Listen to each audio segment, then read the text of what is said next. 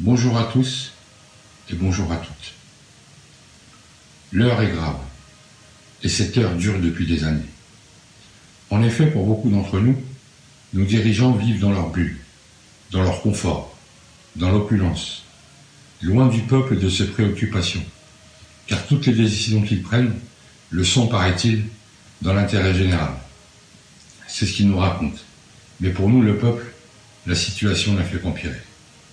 D'où notre légitime question, sommes-nous toujours en démocratie?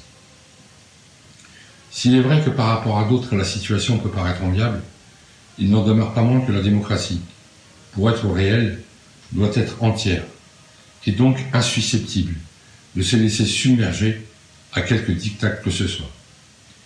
Étymologiquement et historiquement, le mot démocratie signifie pouvoir du peuple. Mais au fil du temps, cette définition a été déformée, au prétendu motif de son adaptation et de son évolution sociétale et sociale. Les auteurs de cette transformation étaient ceux qui pensaient pour le peuple, en lui faisant croire que ce changement émanait de lui. Le système est présenté comme étant une démocratie représentative, où le peuple donne son pouvoir à quelques-uns pour agir en son nom et prendre des décisions, qui s'appellent lois. Or, celles-ci ne sont prises qu'à la majorité, et pas à l'unanimité. Pour illustrer cette affirmation, je vous rappelle que c'est vous qui êtes représenté par quelqu'un, pour qui vous n'avez pas voté, et qui vote des projets de loi en contradiction avec les intérêts des citoyens qui ont voté pour lui.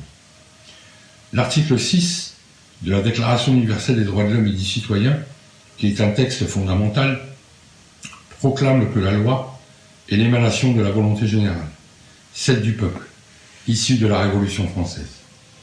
L'évolution qui a motivé ce passage à une démocratie représentative s'est poursuivie depuis des décennies et nécessite un réaménagement profond dont seul le peuple pourra juger de son importance. Le remède est simple: opposer notre droit de veto à celui du droit de vote, pour faire face à leur immobilisme et surtout faire barrage à leur volonté de conserver leurs privilèges, et par là même notre exigence d'action en vue d'installer une démocratie réelle.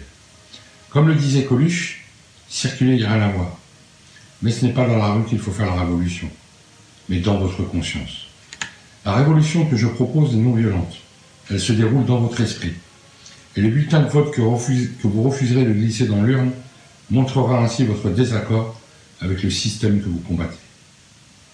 Le but ainsi, pour moi, n'est pas de créer le chaos, mais d'éveiller en vous votre conscience par la révolution des mots, M-A-U-X, des mots, M-O-T-S, et des idées.